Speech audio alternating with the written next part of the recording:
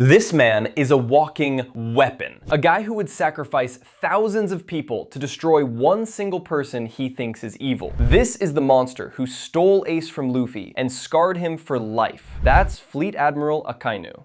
We know this guy. We hate this guy. He does things that are completely unforgivable, says the most insane things, and he represents the most brutal, craziest tyranny of the world government. He's the red dog of the Marines, loyal only to his own twisted idea of absolute justice. But what if I told you that was way too simple? What if that single-minded monster is just a character, a wall he built because his past is so tragic, so devastating, it redefines everything we know about him? While everyone sees Akainu as a monster, one of the biggest and oldest fan theories suggests a secret past that explains everything. Not just why he hates pirates, but why he is on a collision course with the world government itself. What if everything you thought you knew about Akainu was a lie? Or at the very least, only half the story. A story forged in an unbelievable fire. Okay, before we get to the secret, let's quickly recap why Akainu is such a monster. His philosophy of absolute justice means eliminating any potential threat, no matter the cost. We saw this at Ohara, where he destroyed an evacuation ship full of civilians just to ensure not a single evil scholar could escape. His colleague Aokiji called him a fool, but Akainu committed genocide for his version of the law. Then at Marineford, he was the embodiment of the Marines' rage. He manipulated Squard into betraying Whitebeard, hunted Luffy relentlessly as Dragon's son, and created the moment that made fans hate him forever, the murder of Portgas D. Ace. He didn't just kill Ace, he psychologically broke him, taunting him about Whitebeard to provoke a fatal mistake. With a molten fist, Akainu tried to execute the very idea of pirates as family. He even tried to kill Kobe, his own subordinate, for simply begging to stop the bloodshed. This is the extremist we know, a man who wants to burn away everything he deems evil. But is that all there is to him? The official record is silent, but Eiichiro Oda has left clues that start to crack the facade of this one-dimensional monster. For a character this important, a man at the top of the marine food chain, we know basically nothing about his past. His history is a total black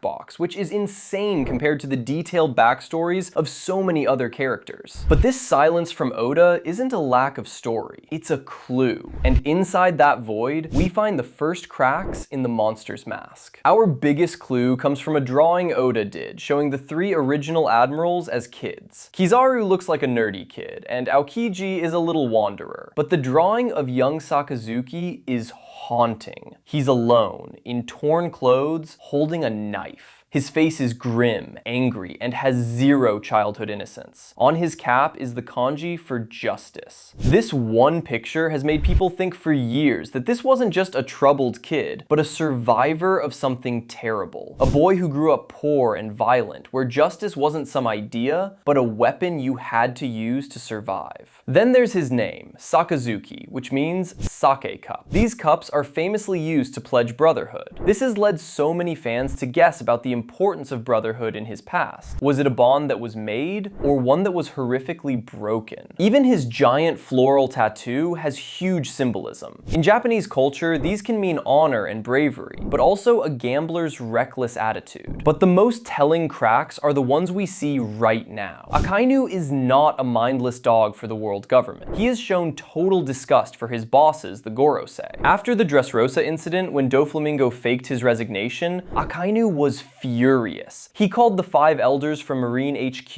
and absolutely blasted them for making the Marines look like fools. This is not a loyal servant. This is a man who thinks his justice is better than the system he works for. He's obsessed with his own cause, and he only puts up with the world government as long as it's useful. These cracks, the grim childhood drawing, the symbolic name, the fights with his bosses, don't show a simple monster. They hint at a man whose insane will was created by something that broke him a long time ago. All right, are you ready?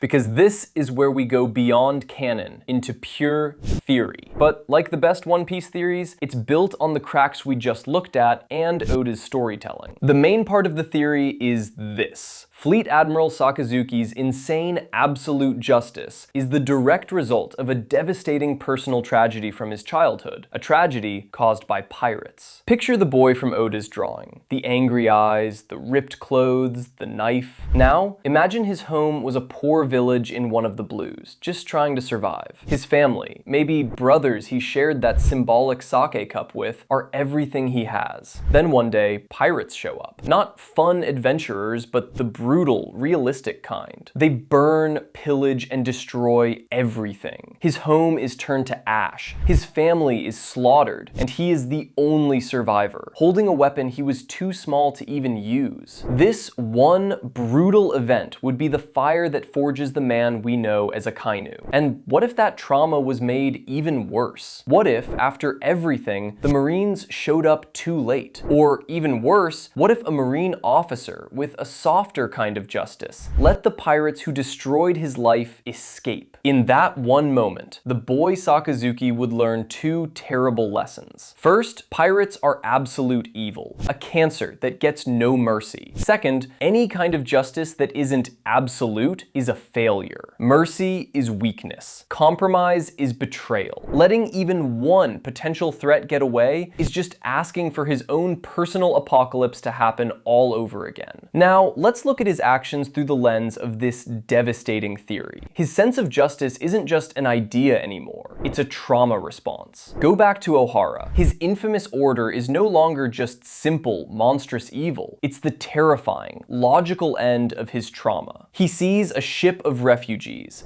and his broken mind screams that there is a non-zero chance a devil is on board. To him, letting that ship go would be the same as the Marine who let his family's killings get away. He is psychologically unable to take that risk. It's a horrific act, but with this tragic backstory, it becomes an understandable evil. The action of a man so broken by the past, he'll do any horrible thing to control the future. And what about his obsession with evil lineage? His non-stop hunt for Ace and Luffy? It's not just that their fathers were criminals. To a man who watched his world get destroyed by pirates, the will of piracy is a disease you inherit. He believes the son of a pirate is a future pirate, a ticking time bomb. When he looks at Ace and Luffy, he doesn't see two young men. He sees the ghosts of the pirates who took everything from him. This theory doesn't make Akainu a hero. It doesn't forgive him, but it could turn him from a flat monster into one of the most tragic figures in the entire series. A man whose hunt for justice has turned him into the very kind of monster he wanted to destroy. With this potential tragedy changing how we see him, let's look at Akainu's most monstrous moments again. We're not trying to excuse what he did, but to understand the terrifying logic that could be driving him. The theory doesn't make him a good guy, but it makes him so much crazier than just pure evil. Let's go back to Ohara. Without the theory, destroying the civilian ship is cartoonishly evil, but through the lens of a man whose world was erased because a threat wasn't completely eliminated, the act becomes a twisted kind of preventative medicine. He's so terrified of a single devil escaping that he chooses to sterilize the whole area. He would rather be a monster who kills innocent people than be the fool who let one guilty person escape and cause another tragedy like his own. Now, Marineford and his manipulation of Squad. On the surface, it's a dirty trick, but for the traumatized Sakazuki, it's more. He's weaponizing his own pain. He looks at the Whitebeard pirates, this giant family, and he doesn't see friendship. He sees a ticking time bomb. By planting doubt in Squad's mind, he's proving his own worldview is right. Pirate loyalty is a joke. He's forcing them to show their true nature and turn on each other, proving to the world that even the most famous pirate crew is rotten inside. Finally, the death of Ace. Why taunt him? Why not just kill him?